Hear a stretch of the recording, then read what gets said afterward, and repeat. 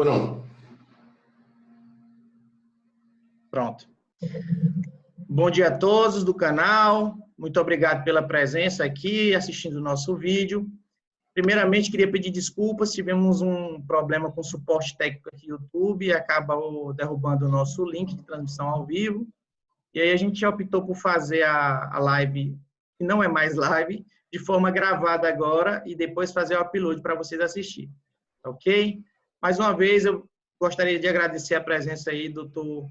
Alberto Balazeiro, o Procurador-Geral do Trabalho, que está aqui para discutir a atuação do MPT durante a pandemia. Esse é um quadro do nosso canal chamado Intercâmbio Profissional, no qual a gente traz um convidado, um profissional operador de direito ou um profissional da área da saúde, que está diretamente trabalhando nessa linha de frente de combate à disseminação da Covid-19 e nesse momento de crise e calamidade pública que nós vivemos. Marcelão, nosso auditor aqui, Marcelo Nascimento, vai ser o entrevistador do Dr. Balazeiro. Queria pedir para vocês fazerem uma rápida apresentação e aí eu passo a palavra a vocês. Obrigado. Bem, primeiramente, eu gostaria de agradecer ao Dr. Balazeiro pela presença, né? Dr. Balazeiro, Procurador-Geral do Trabalho, e gostaria de agradecer, e é um privilégio ter o senhor aqui conosco, no nosso modesto canal, e principalmente parabenizá-lo pela atuação sempre firme no sentido de promover os valores da República, né? A sociedade justa, solidária, promover o bem de todos, os seus posicionamentos públicos são sempre nesse sentido. Então, parabenizar e agradecer o senhor pela presença. Bom dia, Marcelo, bom dia, Matheus. É uma satisfação e uma honra da minha parte estar aqui presente nesse debate com os colegas da Autoridade Fiscal do Trabalho. Então, é um canal muito importante. O objetivo de debater com vocês e de falar um pouco da atuação nossa, conjunta, das instituições trabalhistas, nesse momento da pandemia, é algo muito bom. E a gente poder apresentar as ações do Ministério Público do Trabalho também é motivo de honra e de alegria. Então, satisfação estar aqui, agradeço pelo convite e me coloco sempre à disposição. Obrigado, doutor. Eu vou ficando por aqui. Ao final da exposição de vocês, eu volto para dar alguns avisos importantes. E, mais uma vez, queria deixar o nosso agradecimento. Um abraço. Tchau, tchau. Doutor Balazeiro, nós estamos vivendo uma pandemia e todos estão precisando se reinventar. Até meus filhos estão precisando se reinventar, que estão precisando estudar em casa. Nós, na Inspeção do Trabalho, criamos novas formas de atuação. Estamos com esse canal no YouTube, estamos fazendo atendimento e captando denúncias via WhatsApp. Precisamos revisar a nossa metodologia de inspeção no local de trabalho. Continuamos no local de trabalho, que é a nossa vocação, mas precisamos revisar pensando em nos precaver de sermos atingidos pela Covid e também de sermos vetores de transmissão e pensando em resguardar a saúde e a segurança dos trabalhadores, né? Então, todos estamos precisando nos reinventar. Eu gostaria de saber do senhor como está a atuação do Ministério Público do Trabalho nesse sentido e quais têm sido as prioridades nesse momento de pandemia. Marcelo, é muito bom, como eu disse, ter essa oportunidade de falar nesse canal, que longe de modesto, é um canal que nos dá muita alegria pelo contato direto com quem lida com esse mundo do trabalho. O Ministério do Trabalho, assim como todas as instituições e até nas nossas relações privadas, também teve que passar por uma reinvenção nesse momento da pandemia. Havia um debate na nossa carreira, inclusive inspirado em ações da própria Auditoria Fiscal do Trabalho relacionada à atuação por projetos, algo que a gente sempre defendeu, buscar uma atuação mais fugindo do debate da atuação individual e de uma molecularização de demandas. E essa discussão nossa, até no ensejo de uma resolução nossa do Conselho, eu assumi recentemente, 22 de agosto do ano passado, ela vinha sendo preparada para esse ano. Nós tínhamos desafio de ordem administrativa e financeira, desafio de todas as instituições no cenário de crise econômica, e a gente esperava solucionar, como a gente de fato avançou nesse aspecto, passando para uma análise mais de atuação finalística, atuação que na ponta, na vida, na melhoria da vida das pessoas. E essa atuação passava por um planejamento para a atuação finalística para esse ano. atuação por projetos, com resultado buscando a proatividade. Esse planejamento envolvia as 8 coordenadorias temáticas nossas, as áreas prioritárias de atuação, e tinha como amparo inicialmente, a gente fez reuniões em janeiro, seguidamente, no início do ano, ODS 8, trabalho digno, aquele debate com trabalho decente e desenvolvimento sustentável. Ocorre que todos nós fomos atropelados pela pandemia, por essa tragédia mundial. E a partir da estrutura que a gente tinha feito para debater a atuação transversal das 8 coordenadorias, eu vou só citar aqui para informação, reiterar aqui, mencionar apenas algumas delas, são áreas temáticas prioritárias de atuação do Ministério Público do Trabalho. Combate ao trabalho infantil, regularização do trabalho adolescente, trabalho com aprendizagem, a coordenação de igualdade, trabalho com inserção de todos e todas no mercado de trabalho, PCD, uma série de questões afetas à igualdade, tratamento, combate à discriminação no trabalho, CODEMAT, meio ambiente do trabalho, algo que a gente compartilha muito, também com a Auditoria Fiscal do Trabalho, atuação no meio ambiente do trabalho, regularização, prevenção de acidentes, poderia citar trabalho aquaviário e portuário, administração pública, combate às fraudes, liberdade sindical, tema da mais alta relevância. Então, estou citando aqui, en passant, essas áreas temáticas. Essas áreas temáticas, essas 8 coordenadorias que estavam estruturadas para o fortalecimento da atuação finalista de 2020, foram convertidas em um grupo de trabalho nacional, logo no início da crise. Nós somos o primeiro Ministério Público que tem conhecimento, houve a criação do GIAP, da PGR também, para poder interagir nacionalmente com nossos 24 regionais, com as instituições trabalhistas, nesse momento. E esse GIAC tem produzido muito material, ainda há pouco participou, o CGT, ainda há pouco eu participava da reunião do GT, são algumas reuniões semanais, lidando com notas técnicas, lidando com proposições de ações. Basicamente, a partir do GT, a gente criou um plano de trabalho nacional. Hoje, esse plano de trabalho nacional foi replicado com as realidades locais das 24 regionais, prevendo, inicialmente, 3 eixos centrais, são os eixos que a gente tem trabalhado mais. O primeiro eixo é a articulação política, trabalhando com a questão legislativa, com a interação com outras instituições, por exemplo, as MPs, a questão do MP 927, MP 936, aquele artigo 18, MP 927, nós trabalhamos muito, hoje o debate do veto. Então, a gente está trabalhando muito com a articulação política, inicialmente, debate de ações legislativas e de melhoria de condições de trabalho a partir da articulação também no meio do Covid. O segundo eixo central é um eixo voltado para as mediações, algo que também a Auditoria Fiscal do Trabalho compartilha conosco, que nós fazemos, inclusive, em conjunto, em muitos casos, que é buscar a solução consensuada dos litigios trabalhistas. Nós temos recebido as centrais sindicais do Brasil inteiro, os sindicatos do Brasil inteiro, as entidades patronais, Prebraban, setores de telemarketing, frigoríficos, enfim, todos os entes patronais e de categorias principais para debater aeroviários, conciliações e construção de soluções conciliatórias, tanto para poder preservar empregos, quanto para preservar a saúde e segurança, um ponto fundamental para a nossa instituição, para a nossa instituição de alegria. E, finalmente, o último eixo é um eixo de articulação por por medidas administrativas e judiciais. Eventualmente, na forma em que a gente não conseguir avançar na articulação, não conseguir avançar na mediação, nós temos as alternativas administrativas e judiciais, eventualmente, que têm sido adotadas para preservar esses princípios, que são da instituição e também são aplicáveis à preservação de direitos sociais nesse momento da pandemia. Muita negociação, muita conciliação e buscando equilíbrio e ponderação nesse momento, que é um momento muito difícil. Certamente. Doutor, o senhor falou em articulação, falou em atuação com outras instituições.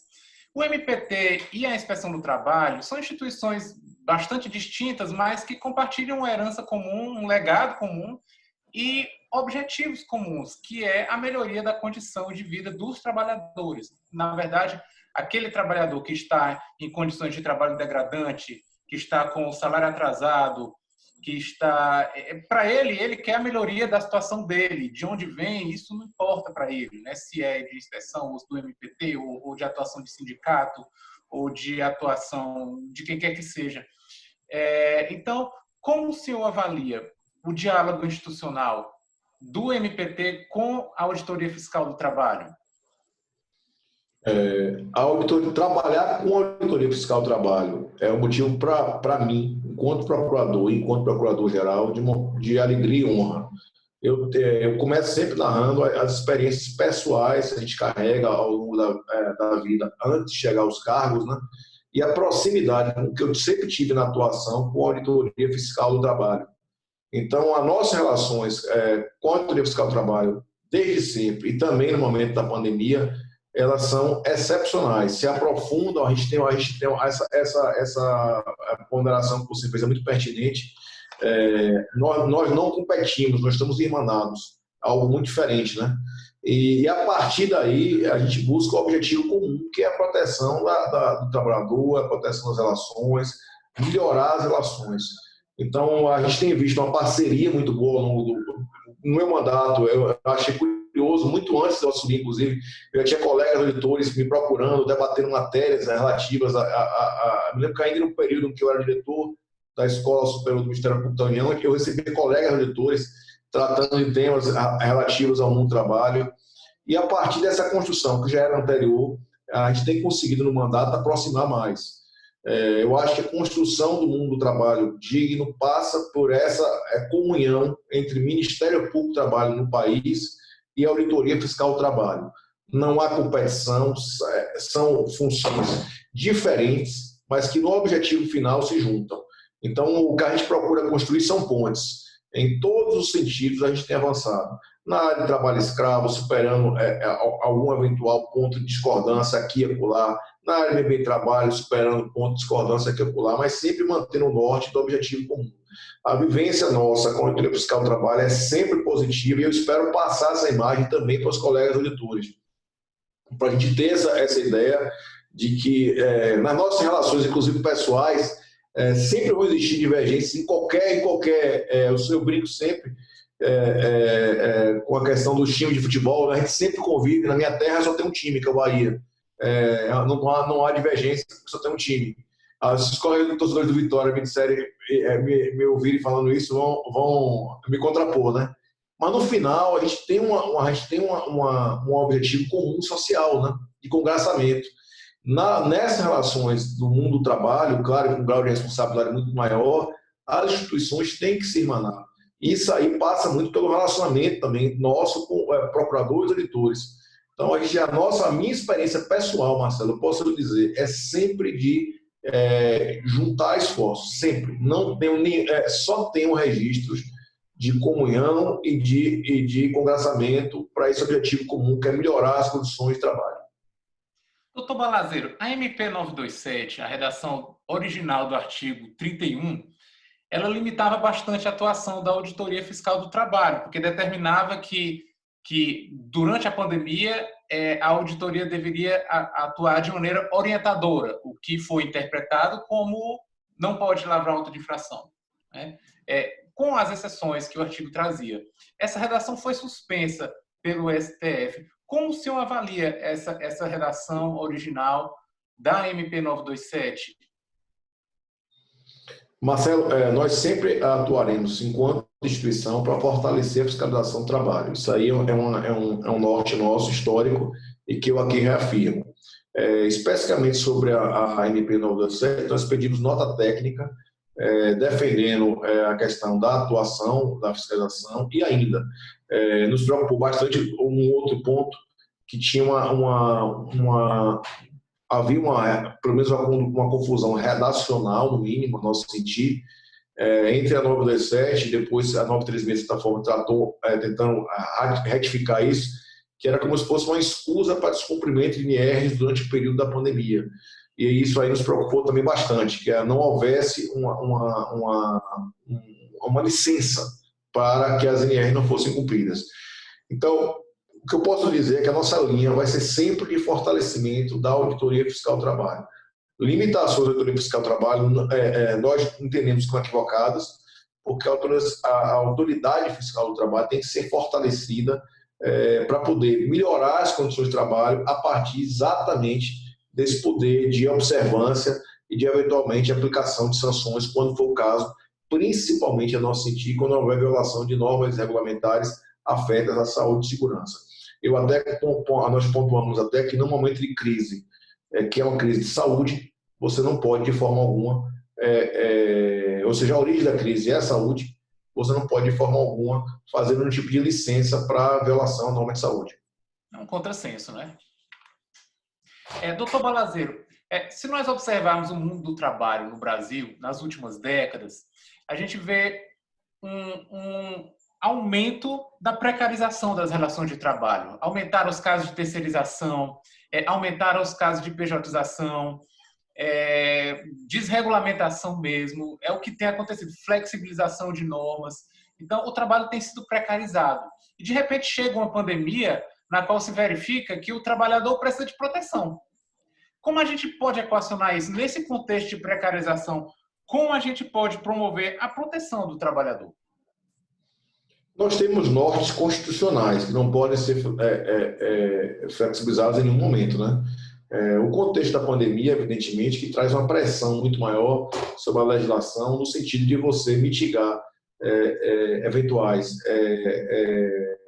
pontos de retenção, ou seja, o contraponto da legislação para poder proteger o desprotegido, no sentido de que você poderia gerar mais empregos, gerar maior circulação econômica.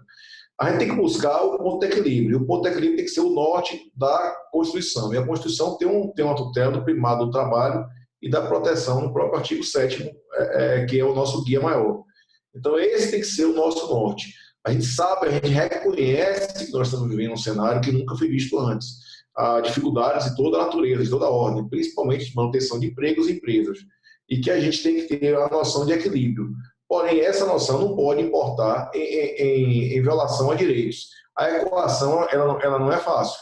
Nós temos, por isso que a gente trabalha muito também, eu fiz essa questão de ressaltar no início do nosso debate aqui, da mediação e da construção conciliatória. Um dos caminhos para se evitar que haja a precarização também é o debate sobre condição, sobre mediações. Quer dizer, como você conciliar interesses de forma a não atrair o discurso da apenas empregabilidade como um único mote. Então, as próprias medidas provisórias previram a questão das reduções salariais. Nosso primeiro entendimento foi voltado, sempre será, para prestigiar a negociação coletiva, né?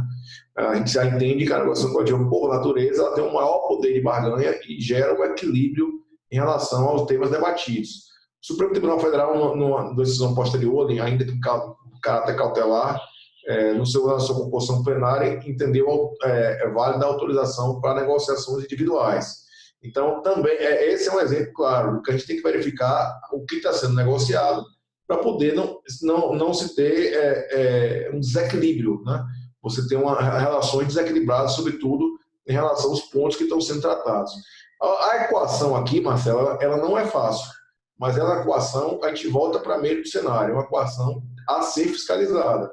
Nós temos que estar acompanhando isso de perto para ver o que está sendo debatido. Por isso que a gente tem a nossa preferência para negociações coletivas nessa toada, mais fácil de acompanhar e também reforça pessoas, se não estão em graus equivalentes de negociação, ao menos as forças de barganha são muito maiores. Então, não é uma equação fácil. Nós temos debatido profundamente na instituição, inclusive sobre o que virá depois, o cenário posterior à crise, para que a gente tenha garantia de direitos sociais e preservação de empregos. Ainda no contexto da precarização, nós estamos vendo um aumento do trabalho através de aplicativos, né? Principalmente esses entregadores de comida, e não só isso, como diversas outras modalidades de trabalho por aplicativo. Já vinha crescendo antes e agora, durante a pandemia, teve um boom ainda maior. Como tem sido a atuação do MPT em relação a esses trabalhadores, para garantir direitos a esses trabalhadores? Os direitos do artigo 7º são garantidos a todos os trabalhadores, né? Será que seria necessário comprovação de vínculo? Esse é um debate interessante. Nós tínhamos um grupo de trabalho criado para tratar exatamente sobre as plataformas, sobre os aplicativos.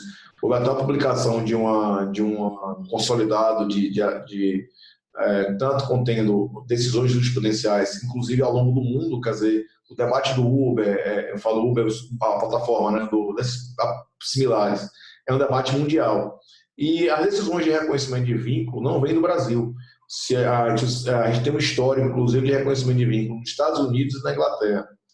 Então, é curioso que esse debate não é nosso, e lá já houve reconhecimento de vínculo. Dentro dessa tônica que foi analisada pelo grupo de trabalho, a chamada economia de bico, né? Não é exatamente seria um aprofundamento da precarização. E a partir desse debate, esse grupo de trabalho publicou esse estudo, conforme eu havia dito, que concluiu pela existência de vínculo nessas construções de plataformas. Esse debate da construção de vínculo também é um debate, como você muito bem colocou, que, independentemente de ser feito ou não, ele não excepciona que condições de saúde e segurança, por exemplo, sejam aplicadas. É isso que tem sido, inclusive, pontuado nesse momento. Nós tínhamos ações anteriores relacionadas à reconhecimento de vínculo, e no momento da pandemia nós temos ingressado com ações, inclusive em São Paulo, colegas atuando em vanguarda, para proteção de condições de saúde e segurança. A gente tem observado como há uma tendência, as pessoas há uma orientação sanitária, de isolamento, de permanência em casa. As pessoas têm pedido comida e entrega de bens pelo telefone, pelo celular, por todas as formas de contato. E a partir daí tem crescido o número de trabalhadores circulando. Quer dizer, num cenário que você tem um isolamento social, esses trabalhadores de plataformas, ao invés de estarem mais protegidos, estão mais expostos, porque estão circulando. Então, as nossas ações foram para garantir máscaras, garantir que a própria empresa fornecesse máscaras, álcool gel, fiscalizar as condições de segurança. Porque o debate de vínculo ou não vínculo, ele não isenta de responsabilidade sobre saúde e segurança. E isso tem que ficar muito claro. A própria Constituição prevê o tema, inclusive, da saúde, o tema do meio ambiente, como tudo, é um tema de solidariedade. Se é um tema de solidariedade, de cadeia solidária, esse debate de vínculo não é um debate central nesse ponto específico. Por essa razão que a gente tem lutado para que não se permita que esses trabalhadores fiquem mais vulneráveis. Nós temos que proteger os mais vulneráveis nesse momento, que é o momento da pandemia também. Certo. Doutor, e após a pandemia, como o senhor avalia o que virá para o mundo do trabalho? Certamente teremos uma crise econômica aí que talvez se prolongue por muito tempo. Qual a avaliação do senhor? É um tema que nos causa grande preocupação. O mundo do trabalho no período pós-pandemia. A gente tem que ter uma visão realmente prospectiva, né? E buscar compreender que há uma série de dinâmicas em jogo. Em primeiro lugar, o aprofundamento dos instrumentos tecnológicos. A gente experimenta nesse momento uma utilização do home office em larga escala, do teletrabalho em larga escala, inclusive nós aqui, do serviço público, tanto eu e vocês estamos vivendo muito essa dinâmica de teletrabalho, e isso muda as relações doravante. Há a tendência, em primeiro lugar, o primeiro ponto da tendência que a gente avaliou é uma tendência a aprofundar a tecnologia. Isso aí é inegável. Se a tecnologia antes tinha, pelo menos nessa área de home office de trabalho, um patamar, hoje vai ter um patamar muito superior, porque vai ter um estímulo a esse tipo de plataforma, uma análise desse tipo de plataforma importa em economia, por exemplo, manutenção de escritórios, etc, etc. O segundo ponto que preocupa a gente é o ponto que você tocou, é o ponto da economia em si. A gente sempre aponta que uma forma de gerar, a única forma conhecida na ciência econômica de geração de empregos, longe de ser redução de direitos, etc., é você investir em economia, ou seja, quando a economia avança, o emprego avança. Então, a gente imagina que o cenário posterior preocupa porque a economia vai estar sofrendo. Então, existe um grande risco da empregabilidade, um grande risco, quase uma certeza, de que a empregabilidade sofra. E é a partir daqui que a gente tem que trabalhar, para que a geração de empregos ela não advenha de redução de direitos sociais. A gente tem que ter um ponto de equilíbrio. Buscar compreender que existe um momento difícil, mas que esse momento difícil, por si só, não pode autorizar violações. Voltamos para o norte constitucional, voltamos para o cenário de que nas dificuldades a gente pode se irmanar. Vou utilizar aqui o exemplo dos aeroviários. Há algumas visões que se tenha. Em primeiro lugar, quem consome é o mesmo que ganha. Então, se você tem uma redução da massa de quem trabalha, simplesmente, ou seja, desemprego, você não tem uma alavancada da economia. Então, você tem um ciclo que se autofágico, que se repete. Se você não investir em instrumentos de manutenção de empregos, você não vai conseguir gerar uma alavancar da economia. Por que você tem os aeroviários? Vamos partir para outra problemática. Setores que exigem alta capacitação. Se você simplesmente desliga as pessoas no momento de recessão, ou de retração econômica, melhor dizendo, de recessão, que eu quero dizer, você depois, um aeroviário, eu acho que nem eu nem você nos habilitaríamos para poder trabalhar com o setor aéreo, né? De uma hora para outra. Então, você exige uma qualificação extrema.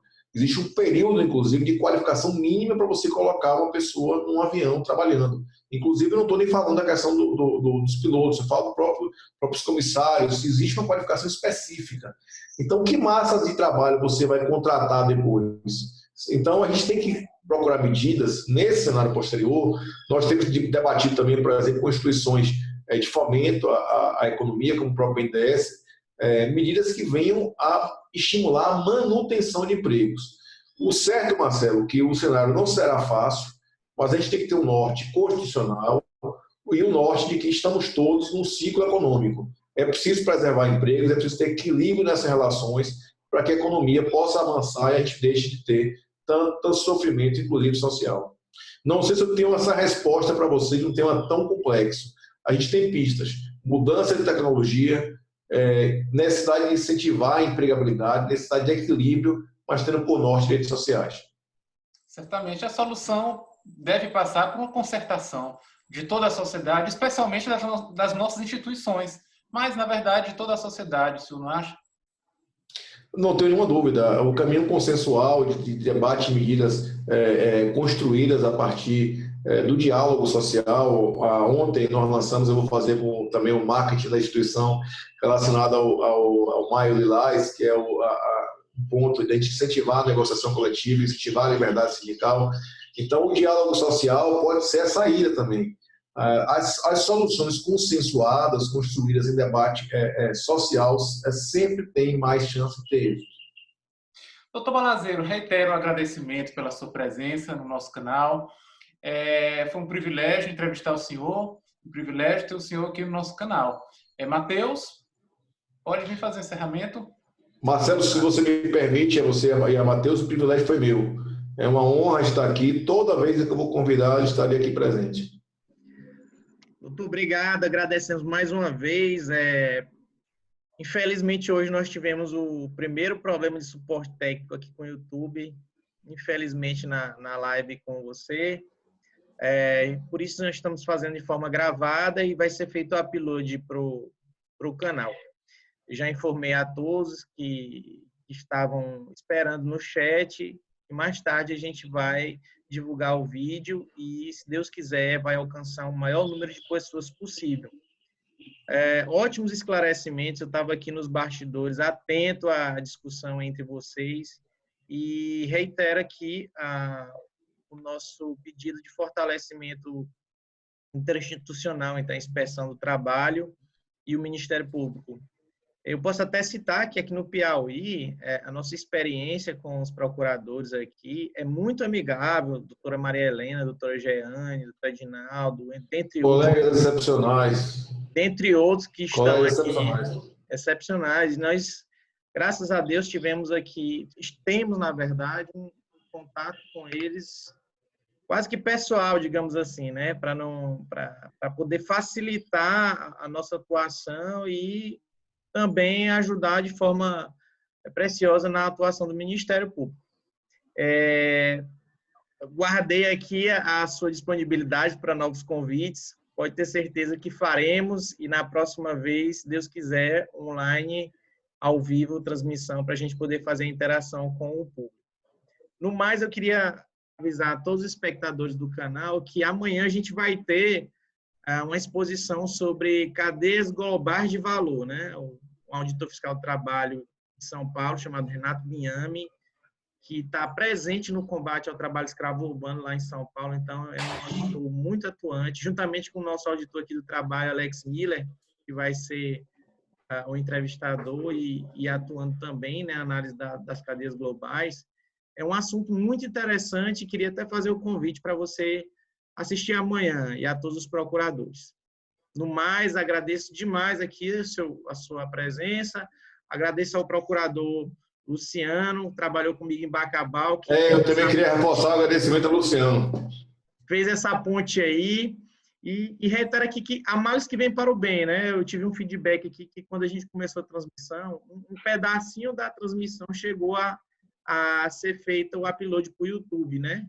E o pessoal informou que estava desencontrando o áudio com imagem, então estava muito ruim, a imagem não estava acompanhando o áudio. Então talvez tenha sido bem melhor mesmo fazer gravado. Marcelão, quer fazer algum encerramento aí? É isso, agradeço novamente ao doutor Balazeiro e deixar essa mensagem principalmente de concertação entre as nossas instituições e entre a sociedade de um modo geral. Precisamos disso, e especialmente no combate a uma dificuldade muito grande como a pandemia. Tá, ok. Eu vou encerrar por aqui. Muito obrigado. Um abraço a todos. Estou o encerramento aí e até mais. Até a próxima. Agradecemos a todos que estão com a disponibilidade para assistir o nosso vídeo. Um abraço. Tchau, tchau.